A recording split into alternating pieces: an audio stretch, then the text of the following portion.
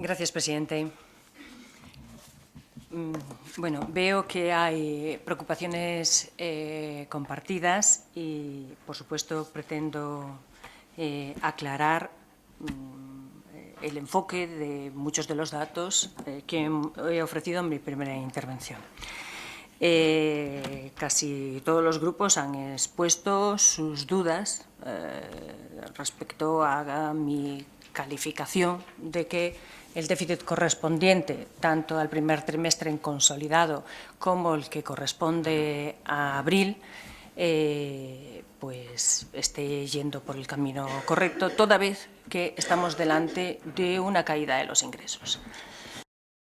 Bueno, evidentemente el documento habla de caída de ingresos y intenta distinguir entre ingresos brutos e ingresos netos. En definitiva, las devoluciones son menores ingresos y, por lo tanto, nuestra medición a los efectos con la que hacemos estas estadísticas, y así lo contamos, para nosotros, desde luego, es útil trasladar la apreciación que nosotros les damos a la evolución de los ingresos. Las devoluciones tienen un parámetro, es una convención, es un estándar, lo sé, que es una campaña tipo definida por la propia agencia tributaria. Pero evidentemente es bien significativa de cómo están evolucionando en sí mismos los impuestos, porque lo que se devuelve hoy no se va a devolver en el segundo semestre. Yo creo que toda la ejecución del año 2012, que es la que yo puedo certificar porque es la que he ido contando mes a mes, nos hemos encontrado con titulares sucesivos del Estado consume en mayo el 85% del objetivo del déficit. Bueno, evidentemente sabíamos que no era así.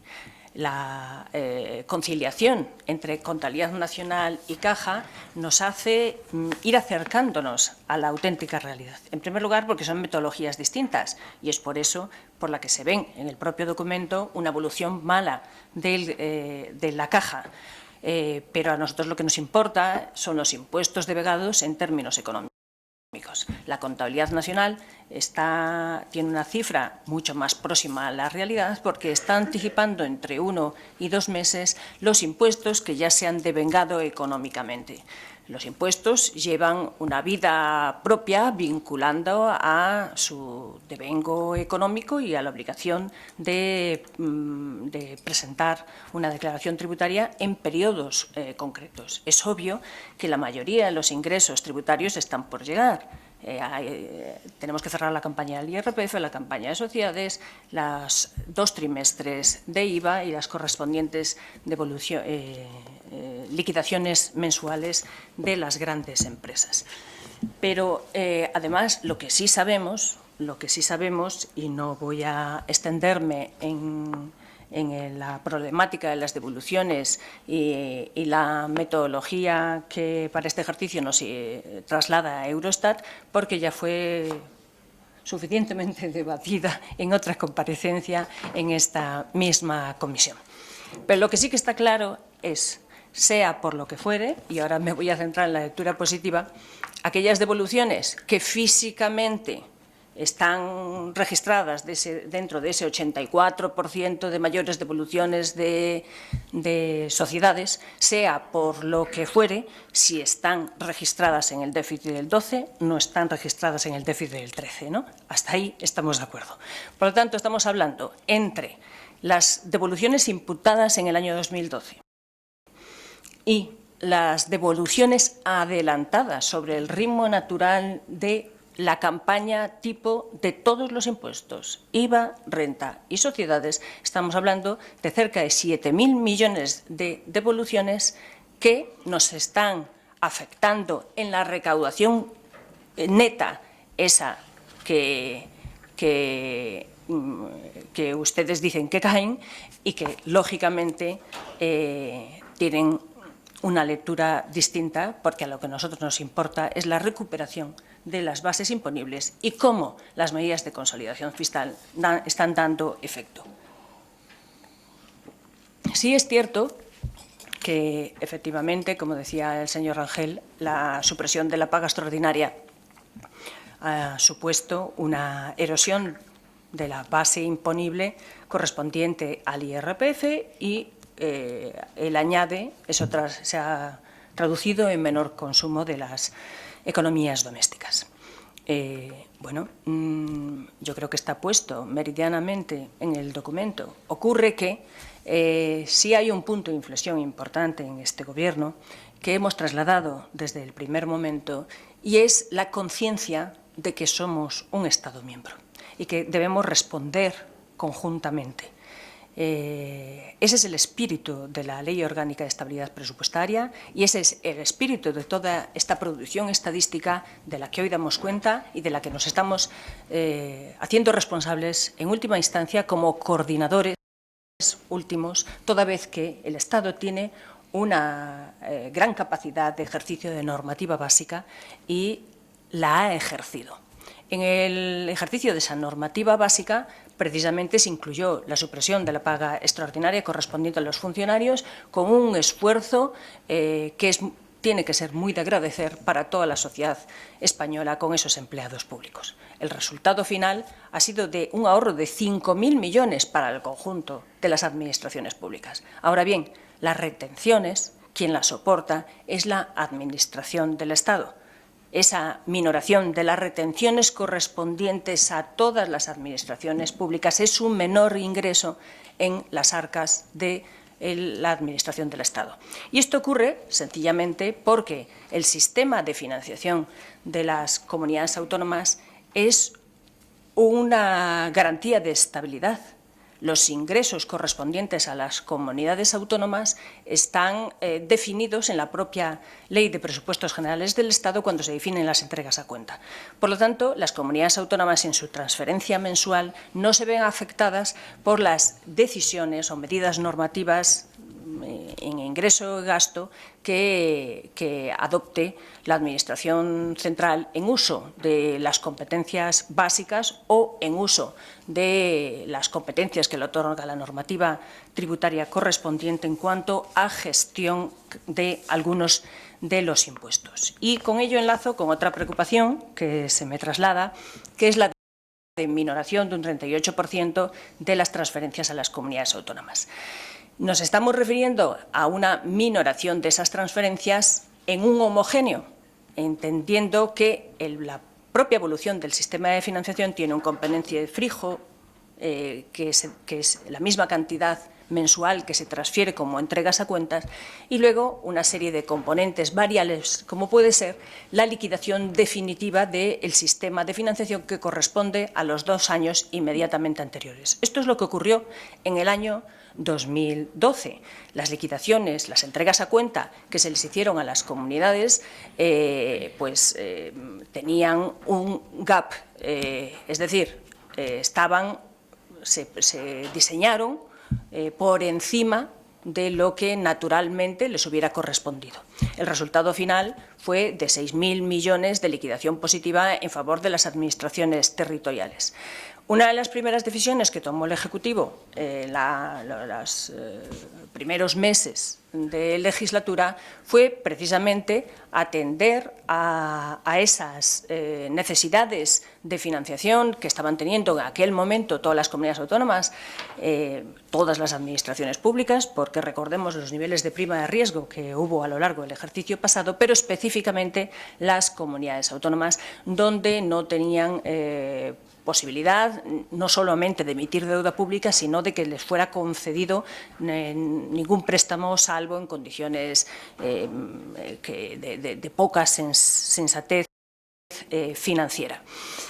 Por eso se adoptaron 2 medidas de gran calado y que dieron extraordinaria liquidez a las comunidades autónomas. En primer lugar, aplazar la devolución de las liquidaciones negativas correspondientes al 2008 y al 2009, de tal forma que los recursos que llegaron al Estado fueron justo el 50% de los que estaban presupuestados, y, en sentido contrario, darle la liquidación positiva que se devengaría en julio, naturalmente, de forma anticipada. Es más, a algunas de ellas les hizo falta una mayor inyección de recursos e incluso se les transfirieron anticipos que eran de entregas a cuentas de los meses de octubre, noviembre y diciembre.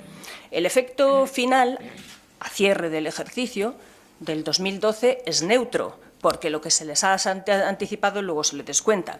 Pero a los efectos de intentar estar comparando en este momento un resultado final relativo solo a un primer trimestre, descontamos esa distorsión de las transferencias o los anticipos solicitados porque, como digo, corresponden naturalmente a meses que están pendientes de llegar.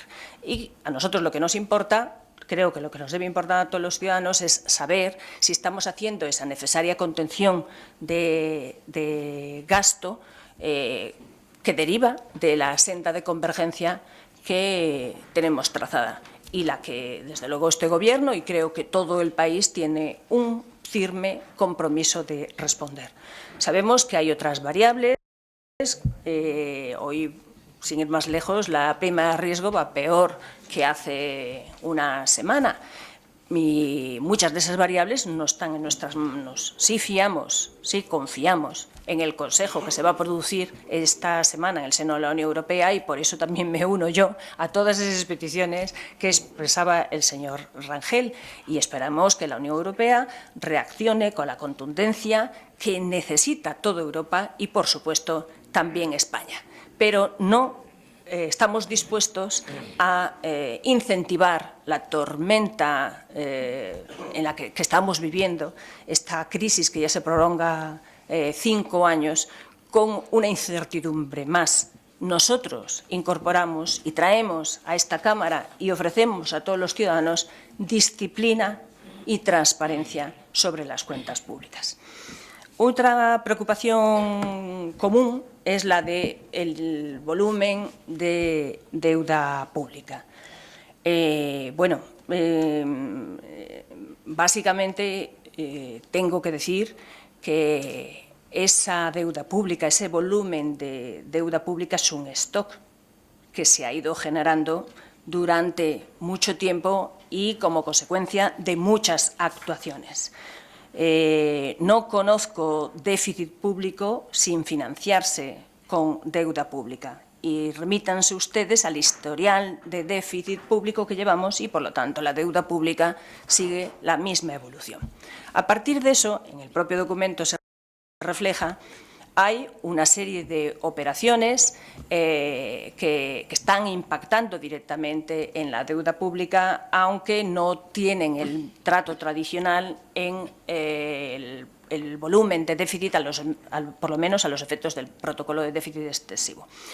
Y en este caso concreto me refiero a la reforma del sistema financiero, como saben, 40.000 millones de euros que están dentro de esa deuda pública, con unas condiciones financieras, desde luego, muy ventajosas, mucho mejores de las que hoy somos capaces de captar en el mercado cualquier país de la Unión Europea y, por lo tanto, una operación que avala algo mucho más necesario, que era la reforma y la confianza de todo nuestro sistema financiero. Además, tengo que decir que esa incorporación a la deuda pública se produce con carácter transitorio, porque esas ayudas están llamadas a ser devueltas cuando las entidades financieras, dentro de sus planes de reestructuración, alcancen los beneficios necesarios, beneficios que ya se están dando en la mayoría de las entidades financieras. Por lo tanto, deuda pública contabilizada con carácter transitorio y no olvidemos que la propia Ley Orgánica de Estabilidad Presupuestaria confiere un objetivo de convergencia en el campo de la deuda pública más allá de la propia convergencia presupuestaria comprometida con la Unión Europea. Estamos hablando del horizonte 2020, donde tenemos unos objetivos de deuda en el que todas las administraciones hemos de converger. Hay otro fenómeno, además, es el correspondiente a la operación de proveedores que, como saben, hasta el momento formaba parte del cómputo de la deuda comercial. La deuda comercial ha sido una fórmula tradicional de financiación y, desde luego, coexiste en todos los países de la Unión Europea. Sin ir más lejos, me remito a las declaraciones o a las peticiones de Italia de conseguir que sus operaciones de saneamiento de proveedores no computaran en el procedimiento de déficit excesivo. Pues España hemos hecho ese saneamiento no porque, insisto, la deuda pública comercial per se sea dañina. El propio Banco de España, cuando consolidaba las cuentas correspondientes a la deuda pública, incluía la deuda comercial. Ahora bien, el efecto dañino empieza a producirse cuando esa deuda comercial se convierte en casi perpetua, que es lo que nos estaba pasando con las comunidades autónomas y las corporaciones locales. Por lo tanto, habida cuenta de que el principal problema que tiene este país en este momento es la financiación, la falta de crédito, nos pareció, y creo que esto ha sido confirmado por todas las instituciones internacionales, que era una forma de inyectar liquidez a nuestra economía, que es lo que necesitan las personas físicas y las pymes. Que exijamos mayor financiación a las pymes, a la Unión Europea, está muy bien, pero antes debemos abordar este tipo de situaciones y resolver nuestros problemas también en casa. Respecto a la disminución de la formación bruta de capital y el crecimiento de los intereses en general, o los temores confirmados de las previsiones presupuestarias correspondientes al presupuesto 2013, donde prácticamente se auguraba un cataclismo, pues yo prácticamente tengo que resumirlo diciendo que es que en una situación de crisis económica como la que estamos viviendo, donde hemos cerrado el ejercicio con un decrecimiento del menos 1,4%, pues son pocos los que nos sufren. Es que a todos nos toca sufrir, a todos. Es por ello que hemos reclamado un esfuerzo a la sociedad. Y, si me permiten, muy bien estructurado, porque aparece con carácter temporal, sin afectar a la estructura general del impuesto, de tal forma que, cuando la situación económica lo permita, pueda ser retirado. Las preguntas que me hacen en relación a si se van a subir el IVA o no, la respuesta es contundente: no. Hemos hecho la adaptación de los tipos de gravamen que corresponde a los países de nuestro entorno. Y en este sentido también tengo que aclarar que somos un miembro más de la Unión Europea y el recurso IVA es un recurso propio comunitario. Es decir, que en nuestra aportación al presupuesto de la Unión Europea, lo que no se paga por IVA tiene que cancelarse con recurso al RNB. Nuestra renta nacional bruta es inferior que la de los países de nuestro entorno, por lo tanto, en esa cuenta estábamos aportando menos de lo que correspondía a España, Estado miembro. Esto lo conocen la Unión Europea, que al fin y al cabo ve en términos macro a todos los 27 y, por lo tanto, sí ha pedido un esfuerzo de armonización de los tipos de gravamen correspondientes al IVA, que ya está hecho.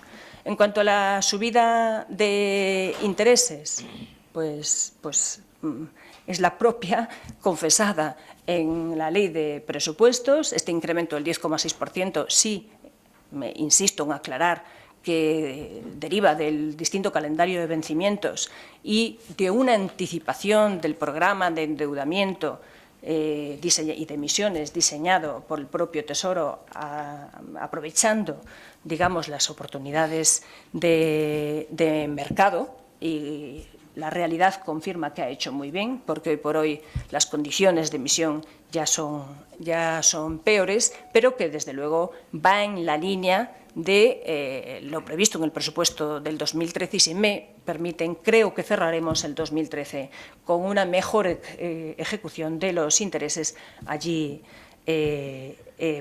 proyectados. Respecto al equilibrio del ajuste entre gastos e ingresos, que no solo acompañó a la ejecución del ejercicio 2012, sino que también está proyectada en el 13, y ustedes me preguntan cómo vamos a hacer hasta llegar hasta el 2016, pues efectivamente, en eso estamos intentando hacer, buscar el justo equilibrio de reparto del esfuerzo fiscal entre gasto e ingreso. Ahora bien, hay una serie de magnitudes que son, creo yo, bien expresivas. En el presupuesto del 2013, pueden ustedes comprobarlo, en el propio libro amarillo que conocen ustedes bien en esta comisión, El gasto discrecional, aquel sobre el que tiene capacidad alguna de actuar el Gobierno, es decir, el gasto disponible para los ministerios, descontadas esas magnitudes rojas, llamémoslo así, esas magnitudes intachables, es exclusivamente de 39.000 millones, cifra muy parecida a la carga de intereses, 37.000 millones, y cifra prácticamente idéntica con los beneficios fiscales que aparecen recogidos en el propio Libro Amarillo. Por lo tanto, la reforma fiscal ya la hemos anunciado, muy necesaria en este país, que hace mucho tiempo que no tiene una reforma fiscal, porque la Ley 35 del 2006 fue de modificación parcial de algunos impuestos. Muy necesaria esa reforma fiscal, pero absolutamente urgente corregir determinadas actitudes que se habían venido dando hasta permitir una erosión completa de las bases imponibles en el impuesto sobre sociedades. En definitiva, creo que este Gobierno está cumpliendo con todo lo prometido, ajustando extraordinariamente su gasto, no solamente en inversiones, sino en todo. En el gasto de personal está descendiendo un 6,4%. Hoy me pasan el informe de la reducción de efectivos en el interanual de abril y se ha reducido 15.000 efectivos como consecuencia del aumento de las jubilaciones y la limitación de la tasa de reposición. Y en cuanto a estos efectivos que no tiene la agencia tributaria en relación a nuestros homólogos franceses y alemanes, pues miren, siempre ha sido así. Esto no es nuevo. A cambio, la agencia tributaria es una de las organizaciones más eficaces del mundo en materia tributaria. Y la lucha contra el fraude fiscal, pues por supuesto, lucha sin cuartel. Y en eso estamos. No me digan, no hablen exclusivamente del resultado del gravamen especial, que con exigua recaudación, según me trasladan, sino que yo les contesto con los efectos que han producido la declaración de bienes en el exterior a través del modelo 790, 9 puntos del PIB, de bienes que no aparecían en el conjunto de bases susceptibles de ser gravadas por nuestro país. Aunque solo sea por la imputación correspondiente a las rentas a disposición de sus propietarios y usuarios, que es de un 2% el valor catastral, es igual. Aunque solo sea eso, multipliquen ustedes la cantidad de ingresos tributarios que podemos obtener de esa información. Nada más y muchas gracias. Muchas gracias, señora Secretaria de Estado. Con esto hemos terminado la comparecencia de la señora Fernández Currea, a quien agradecemos su presencia y le esperemos en la próxima ocasión. Muchas gracias a todos. Muchas gracias, presidente. Se levanta la sesión.